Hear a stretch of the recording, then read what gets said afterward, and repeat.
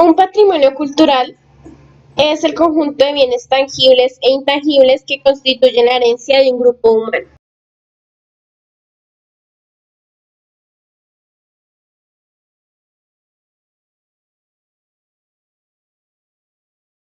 La importancia de un patrimonio cultural es vincular a la gente con su historia y ancestros para no olvidar nuestro pasado o lo que sucedió para llegar a este momento. Los patrimonios tangibles o inmuebles son constituidos por edificios, obras de ingeniería, centros industriales, zonas típicas y monumentos de interés. Los patrimonios intangibles o inmateriales de la humanidad son el conjunto de elementos sin sustancia física que procede de una cultura tradicional que se transmite oralmente.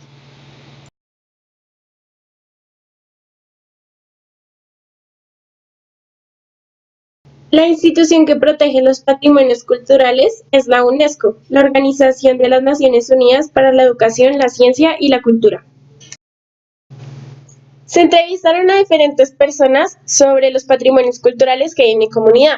Yo vivo en Bosa, así que vamos a hacer mi reportaje sobre la iglesia de San Bernardino y el cementerio de Bosa, que son tomados como patrimonios culturales. Y estas son las preguntas a los entrevistados. ¿Conoce la historia de esta iglesia?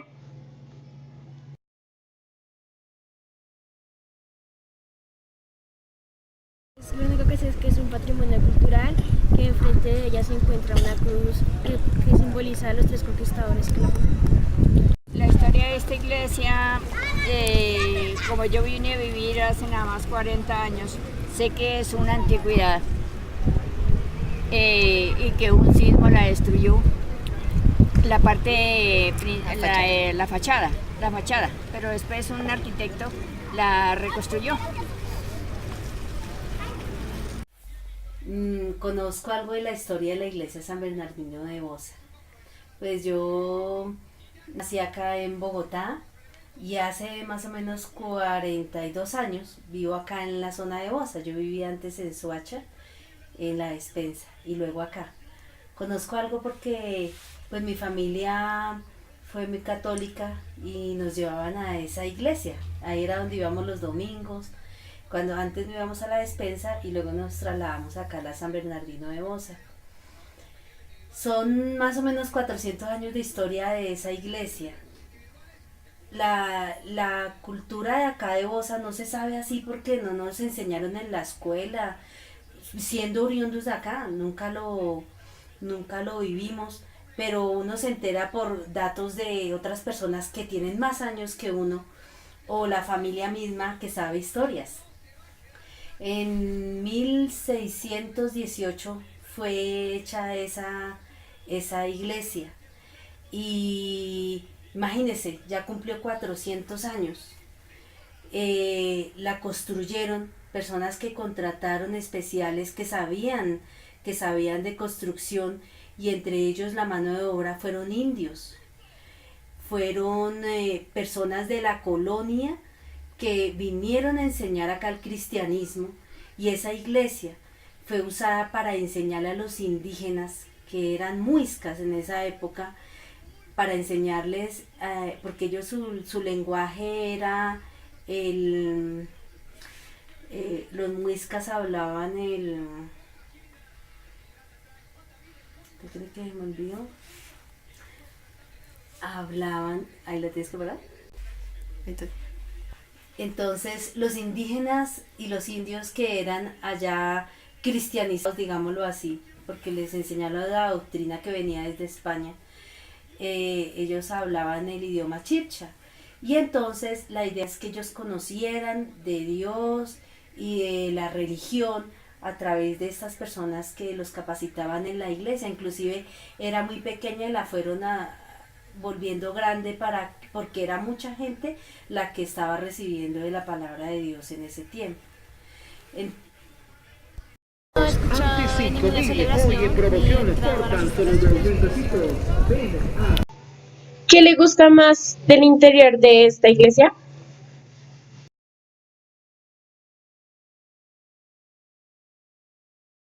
Las instalaciones por dentro, lo que es la casa parroquial y lo que es la iglesia en sí, el altar, es muy bello, es algo que ya está muy viejo, pero fue construido y como forrado en oro todo lo que es la parte del altar. Las paredes son como en barro cocido, los techos en madera, pero lo que encerraba en sí lo que es tan bonito es que había muchos cuadros que fueron pintados en esa época por los pintores de la época, más o menos en 1600, imagínense, y eso ya pasó a ser, inclusive ya no están ahí los originales ni nada de eso, sino que se los llevaron a otro sitio porque ya pasan a ser patrimonio cultural. Es muy hermosa, inclusive en 1967 hubo un terremoto, un temblor muy grande y tuvieron que renovar la parte de enfrente. Entonces, yo conozco lo que es actual, porque en mi tiempo cuando yo era católica, yo ahora soy cristiana, yo iba a las oraciones nocturnas y yo tenía que entrar allá, pues claro, conozco el altar, conozco todo, allá se casaron unos familiares y es muy hermoso y es muy viejo, o sea, pero ha sido conservado por siglos ya porque es algo muy importante. De la iglesia por dentro siempre ha sido una buena presentación, siempre han estado pendientes de cuidar el patrimonio antiguo y nunca se le ha dejado abandonada, sino siempre ha estado visitada por mucha gente que incluso no la conocía y han venido a conocer. ¿Ha escuchado o ha ido a celebraciones donde se recuerde que esto es patrimonio cultural?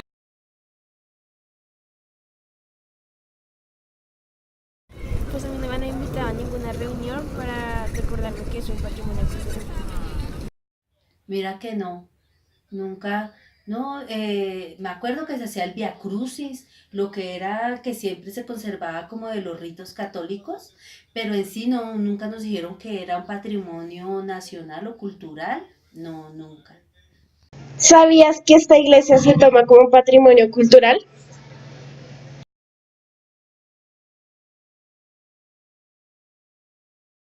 Que era el patrimonio cultural. Allí enfrente hay una cruz como hecha como en cemento o algo muy en piedra y ahí se reunieron tres grandes conquistadores. Antonio Jiménez de Quesada, pero no me acuerdo el nombre de él, y otros dos. Y ahí fueron, hicieron un pacto como de paz y con el pueblo y con el cacique. Es que este territorio de Bosa lo gobernaba un cacique y señor, no me acuerdo el nombre, pero era muy grande ese territorio y con ellos hicieron un pacto o algo para poder empezar a entrar el catolicismo acá a este sector de Bogotá. El segundo patrimonio del que vamos a hablar es el cementerio de Bosa. Vamos a ver cuáles son las respuestas a las preguntas que le hicimos a nuestros entrevistados. ¿Conoce la historia de este cementerio? He podido contactar desde los 8 años que yo llegué a Bosa. Tengo 45 años, conozco el cementerio y he conocido cosas que me han contado a través del tiempo.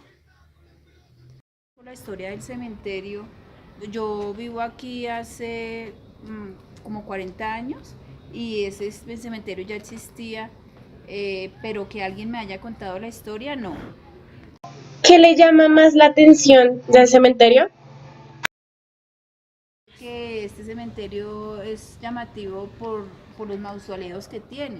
Por ejemplo, en mi familia me han contado que este mausoleo es de una familia neuta, que es una familia muy antigua en este municipio, porque esto era antes un municipio, y yo me imagino que hasta fueron de los primeros que compraron o adquirieron un lote para mausoleo.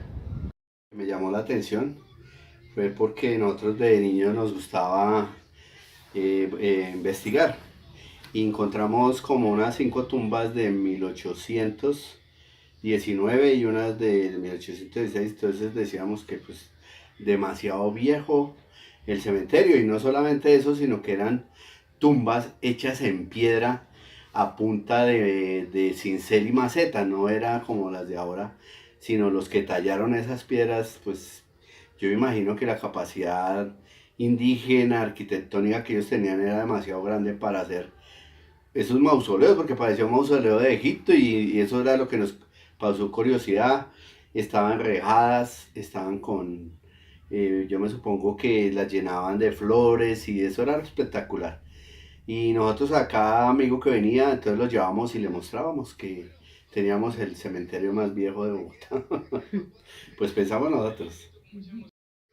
Escuchándolo me parece chévere porque realmente yo he ido a muchos cementerios aquí en Bogotá y la curiosidad era eso, que era tan viejo y como cuando nosotros llegamos detrás del cementerio una laguna que abarcaba hasta la Palestina más o menos y de ahí para allá era solo trigales, solo sembrados hasta donde termina ahorita la urbanización, el Recreo y Atalaya, todo eso y era solo fincas, entonces, y aquí de la autopista al cementerio también era solo. Lo único que en ese tiempo yo conocí fue la escuela que se llamaba Luis López de Mesa, y se veía desde la autopista y luego se veía el cementerio de la San Pablo, porque esto era solo, y pues eso es lo curioso, ¿sí?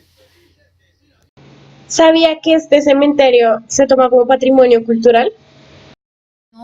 No, yo no sabía que este cementerio era patrimonio cultural. Por ejemplo, sí sé que aquí hay enterrada mucha gente hace muchísimos años, pero que fuera declarado patrimonio cultural no sabía. Eran 3 familias, inclusive conozco generaciones de ellos, es que se me olvidan los apellidos, los Tisquesusa, hay 3 nombres muy parecidos, y todavía la generación de ellos eran los dueños de casi todo Bosa, y el aspecto de ellos es indígena, totalmente indígena, porque nosotros los vacilábamos con que hace este indio jugando con nosotros, entonces era curioso porque ellos son puros indígenas. Logré entrevistar a un nativo de Bosa y pues él nos contó un poquito más sobre su experiencia o sobre lo que había visto sobre la iglesia o cementerio para que nosotros podamos ver cómo es que esto ha evolucionado y cómo ha hecho que estas dos instituciones se vuelvan patrimonio cultural.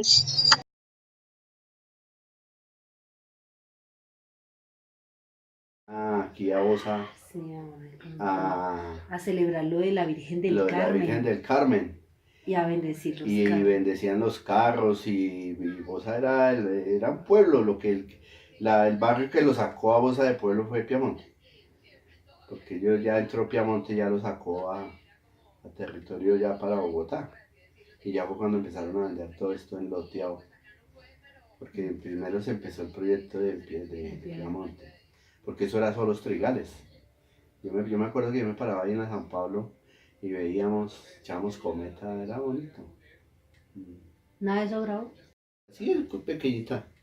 Y entonces ella decía, vamos donde la comadre, que la comadre le murió el marido y la dejó con 8 hijos y mi abuela era la que la ayudaba. Y llegamos ese día y hicieron almuerzo y eso. Ahí donde viene Transmilenio después del Surtimas, había solo esa cuadra. Y esos lotes son grandísimos. Y eso era casi todo el barrio Santander ahí metidos haciendo almuerzo.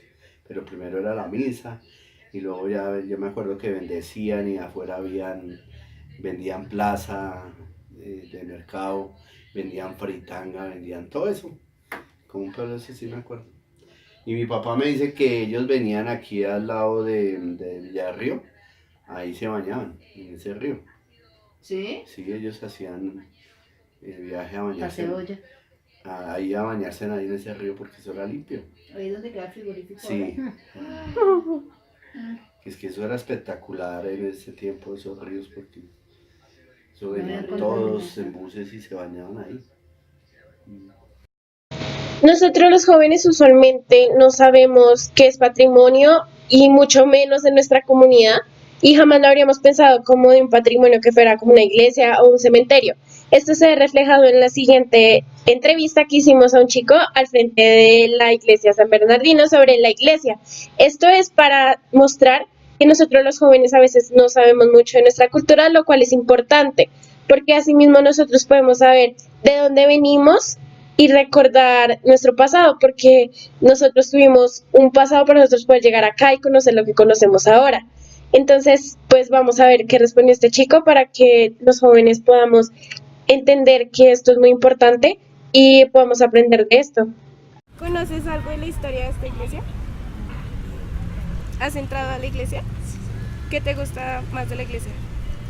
Pues la verdad no miro así mucho como que me gusta. Antes por hablar con Dios. ¿Sabías que esta iglesia es patrimonio cultural? ¿Listo? Gracias. Muchas gracias. Para poder completar este reportaje, yo decidí hacer como una explicación de Bosa, que es mi comunidad. Bosa, no muchos historiadores saben de dónde viene su nombre. La mayoría de las personas escribimos Bosa con S, pero en realidad se escribe Bosa con Z, pero pues ambas están bien. El significado de Bosa según el idioma chibcha, o pues aborigen de Cundinamarca, la definición es Bosa no solamente como el número 2, sino también significa el cercado que guarda y defiende las mieses, el cual se representa con un jeroglífico en forma de nariz. Los aborígenes de esta época, o sea, los nativos de Bosa, tienen los apellidos Neuta, Chihuazuque, Tunjo, Orobajo, Buenombre y Fitata. El aborigen que era el que comandaba Bosa se llamaba Echotiva. Bosa fue descubierta en las expediciones por 3 conquistadores: Gonzalo Jiménez de Quesada, que era procedente de Venezuela, Sebastián Belalcázar, procedente de Perú, y Nicolás Federman de Santa Marta.